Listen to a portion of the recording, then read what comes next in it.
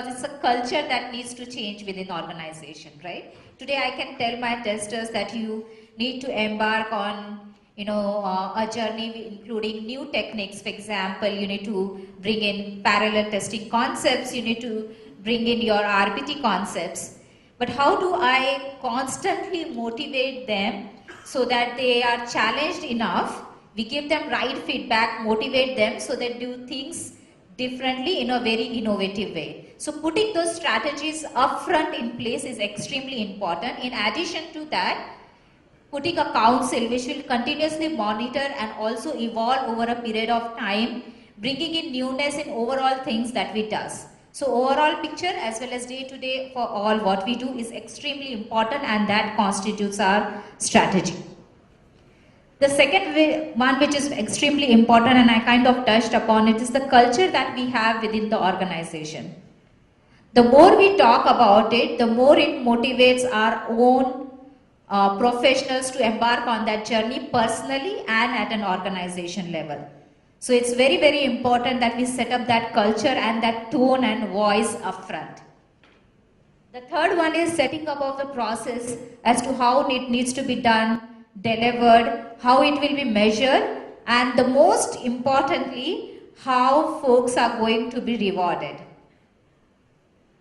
Because with rewards comes further motivation.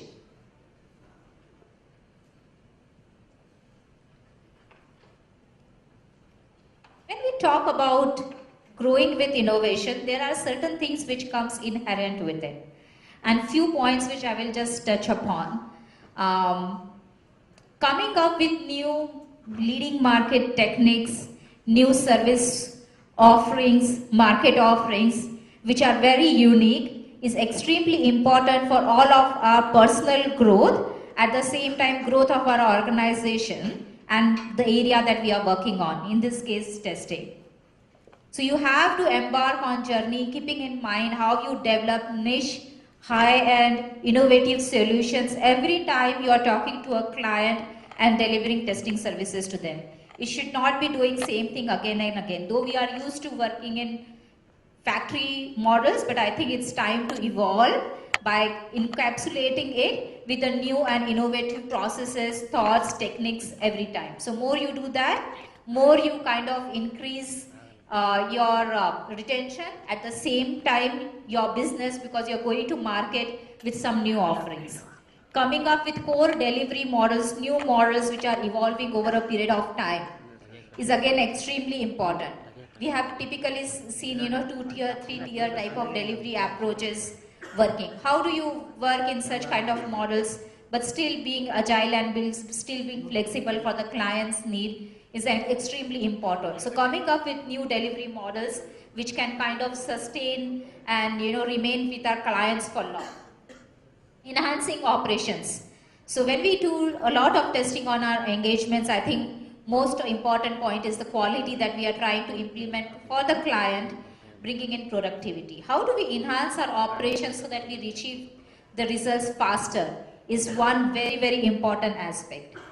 Now two which are a little bit softer, I would say, which automatically comes when you start talking about new service offerings, when you start about innovative approaches, is your differentiated brand by which you go to the market. So that kind of automatically comes in along with your parallel stuff that you're doing on the other 3 parameters. And one is you definitely have talent who are like to be challenged, who are like to be given feedback, and who want to stay on top of their game. I'll just take one example before I go ahead.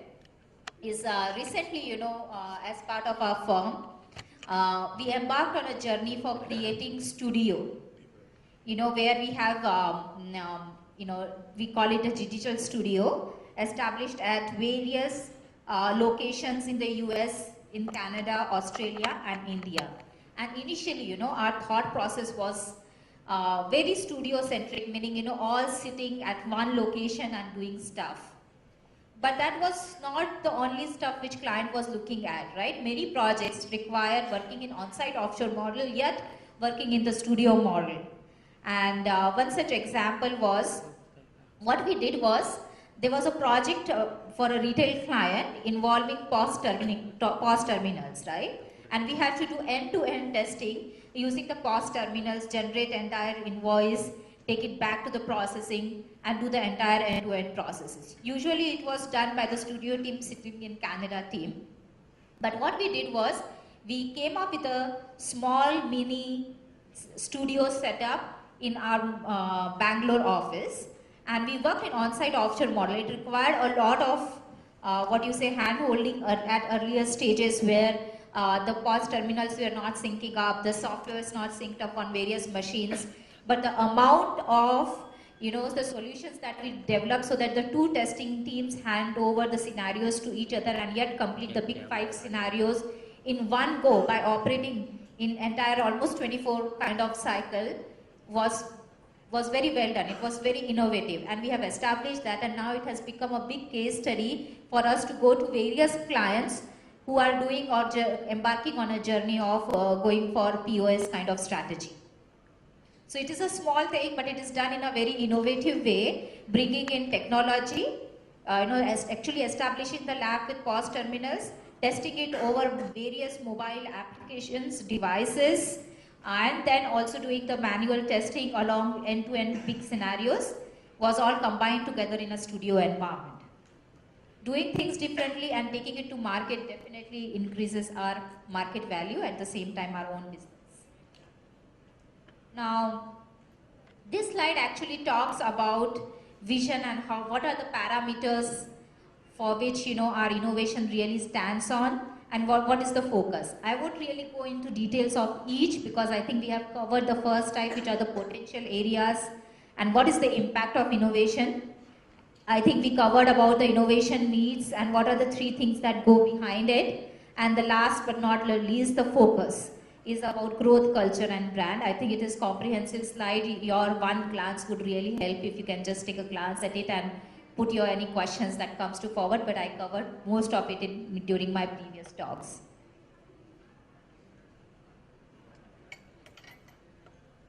We have come up with a framework based on our own experiences in the past as to how do we go about ideations.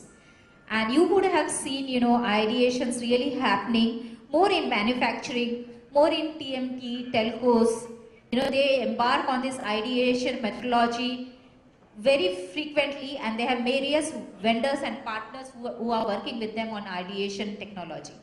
I'll just explain ideation for a minute and then embark on this as to how we are doing it. Ideations meaning when we ourselves, our teams or our vendor teams or our partner teams are encouraged to come up with new ways or new ideas with a goal.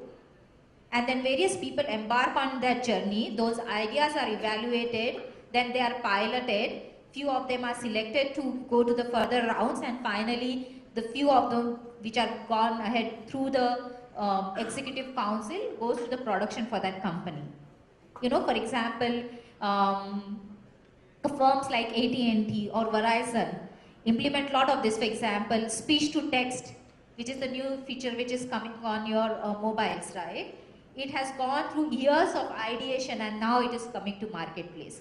So for coming up with ideas like this, you need to go through the entire ideation methodology. Now we, in that respect, in IT, are a little behind on implementing that strategic or very structured ideation methodology in our firms.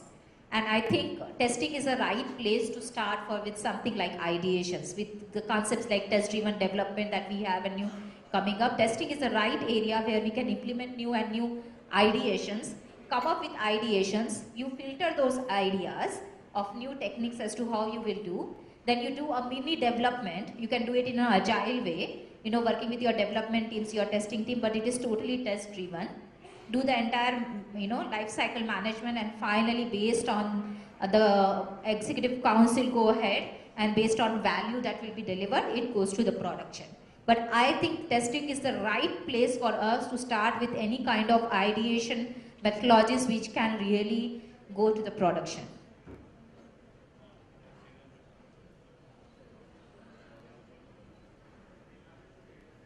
Some assets and some benefits, and before I go there, it doesn't show up the time, hope I am on time. So, an approach, for us, we talked about setting up an organization culture, setting up of a strategy, setting up of an ideation life cycle where we encourage not only ourselves, our folks, our partners, our vendors to come up with new ways of trying stuff. Then, that's called an ideation, embarking on that ideation, creating those assets by working with marketplace trends and client needs constitutes the entire innovation life cycle. So moving from ideation to innovation and setting it up an organization is a big journey, and somewhere we all need to embark on that journey.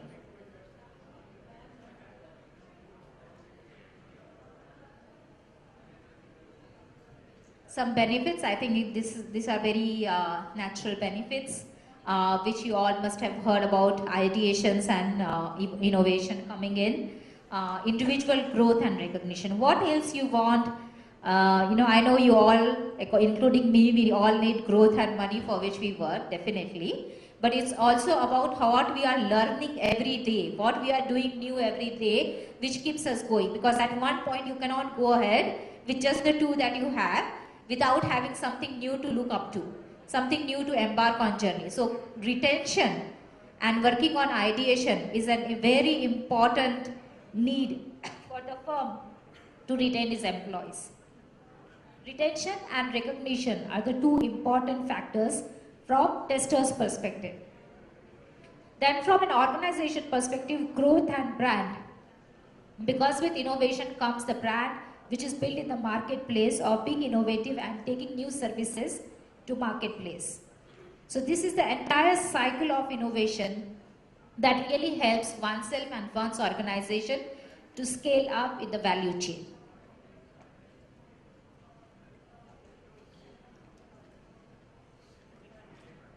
While making this presentation, we have referred not only our experiences, but we have also referred to a lot of sites and books which are available, also from various vendors. So few of you may be from those organizations. I just wanted to duly and respectfully acknowledge all the contributions which has gone in for making and coming up with this ideation and innovation methodology.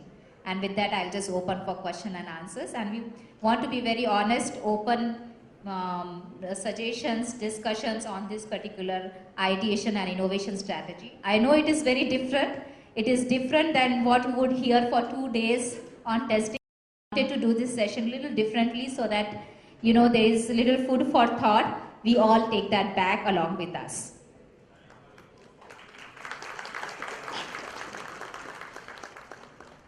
You'll need this mic itself, is it? No.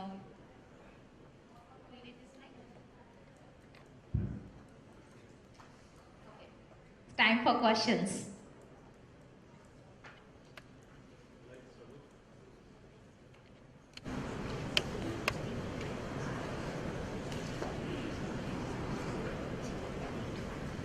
Either I did well, or either, it was not received well. One thing. Questions.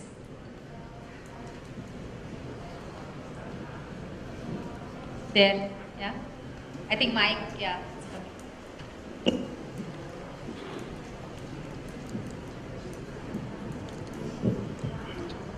Hi, I'm Madhusudan from Sananda. Hello. You really ideated all of us. This is the first compliment. Thank you.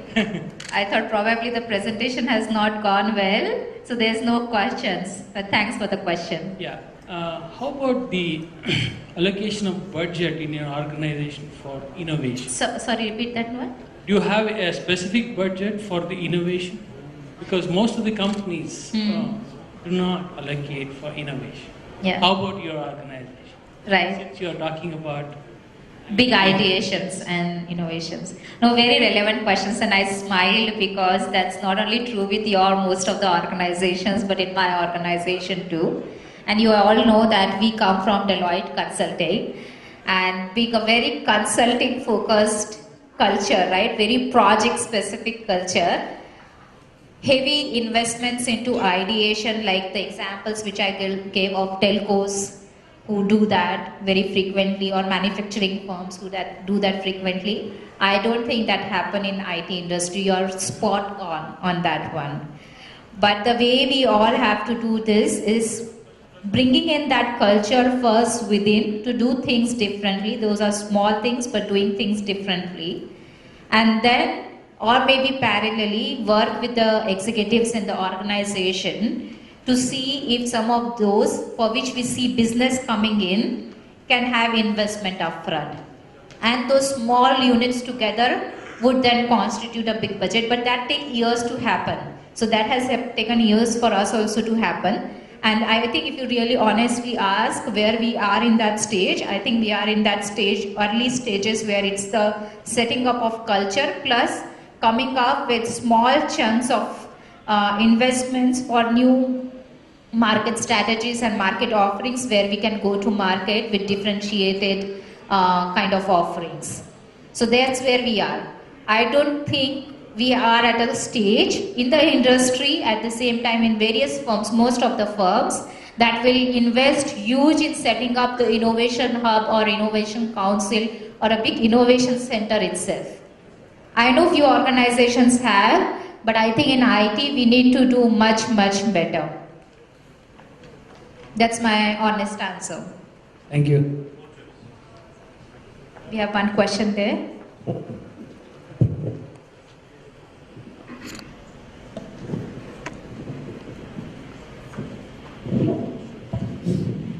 I think they're at the back near the pillar. Yeah. Hi, this is Sashi from Exaware. Hello. Can you please share the top 3 innovations from your side or from your company? Sure. So one, which I mentioned without taking the client name, about setting up a studio come a lab together and embarking on a journey for making to a market offering in the area of POS is one such example. And this I gave because I wanted to give an example from testing. Otherwise we have many. The second, which I rate very highly of and which we have done well within the organization, is entirely around drug safety. If you have heard about pharmaceuticals and drug safety, and many of us see heads nodding, we also do testing for drug safety testing, right? We have come up with a slightly different approach and some innovative way of applying our accelerators in that area. So that's our second innovation. And third is again in life sciences healthcare. We have actually recently acquired a firm and we are building on that firm's, their intellectual property to further innovate stuff in area of ICD-10. So those, according to me, are my 3 within the firm top innovations. Thanks. Okay, is that all we have? Okay. Okay. One last question, Minal, okay. before I... Sure. Yeah, hi. So you have been talking about innovation. So especially with respect to testing, I have a doubt. Now, like the paradigm is like shorter cycles, right? So basically, development testing, we have a 6 weeks plan in which we have to complete the entire thing. So how do you fit in innovation in such shorter cycles, which are more challenging? The delivery itself is It's very hectic. We are running behind it. And how do we exactly quantify, even if we allocate some time for innovation, how is that we quantify that innovation part, which is going to add some value to the organization as well as projects? So how do we exactly fit in the innovation over there? Right. And test cycles are reducing. Right. That's my question. Sure. So, one thing which I would definitely like to highlight, it's not a journey overnight or over few cycles of testing that such things can be done. So, if you come up with innovative solution, measure it, implement it, and then it becomes your idea, right? To go ahead with, say, something new. It doesn't happen overnight. It takes a lot of such cycles to happen, and over the cycles, because you are continuously challenged on time, your schedule for testing to happen, you will have to actually monitor it over the period, and it will take years to happen.